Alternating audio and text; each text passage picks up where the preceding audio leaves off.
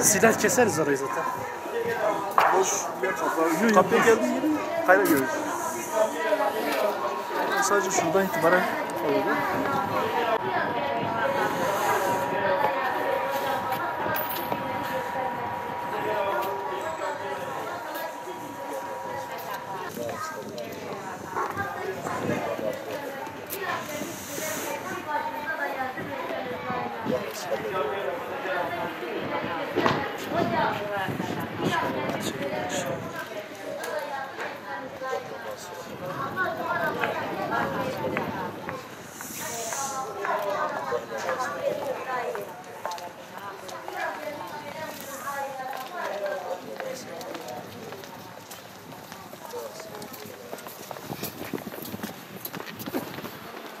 Makine gelecek.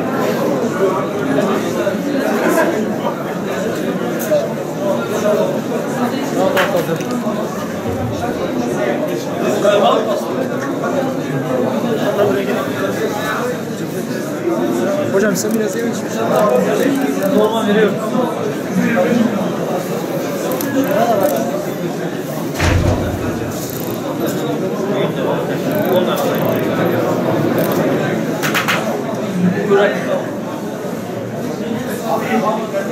Gençler bir dakika kamera.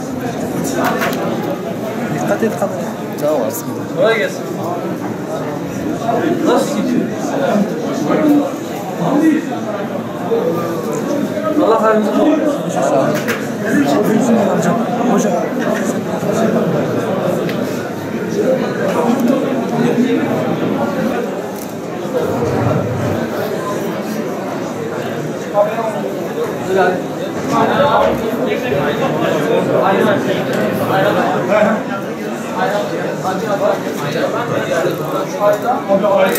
Abiler rahat işini yapsın. Bir abi.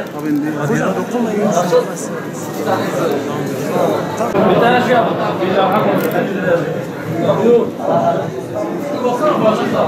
Abi ters tutmuşsun ha. Gökhan abi ters tutmuşsun. Ters tutmuşsun. O fiyatını da üstünden kaldı. Kolay gelsin. Allah hayrınızı olsun.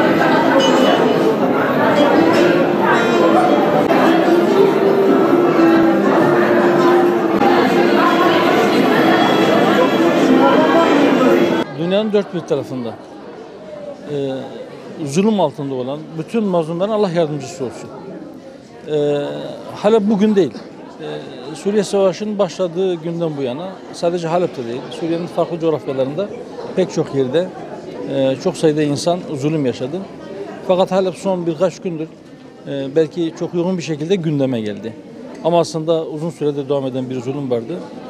Allah yardımcıları olsun, Allah kurtarsın. Burada üniversitedeki Dicle Üniversitesi'nin İlahiyat Fakültesi'nde 7 ayrı öğrenci kulübü Müslüman Gençlik adı altında bir araya gelip oradaki mazlumlar yararına bir kermes düzenlemişlerdi. Karınca bizim de bir katkımız olsun diye geldik bugün hem burada karnımızı doyurduk hem oradaki kardeşlerimize gönderilecek yardımda bizim de bu çorbada bir tuzumuz olsun dedik. Ben bu kermesi düzenleyenleri tebrik ediyorum, kutluyorum. Allah hayırlarını kabul etsin. Benzer hayırlarda aralarında hep bir yarış olsun inşallah. Hayırda yarışan gençlerimizin sayısı da artsın. Rabbim benzer acıları bir daha bu ümmete göstermesin.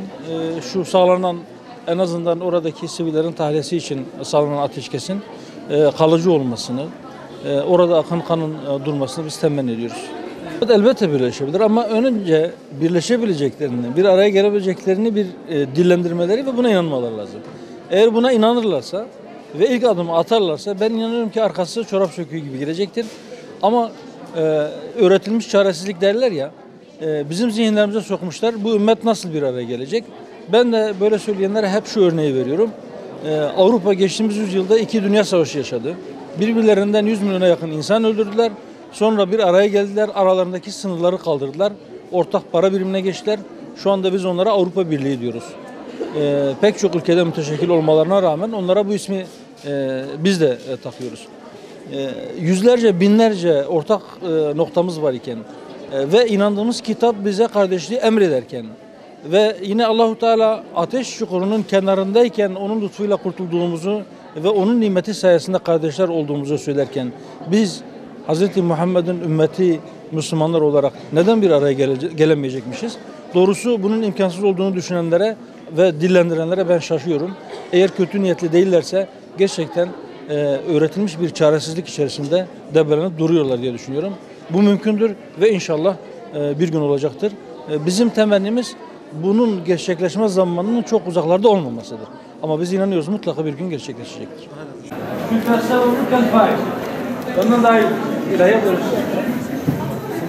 Peki Allah kolaylık versin. Allah kabul etsin. Allah razı olsun. Allah razı olsun.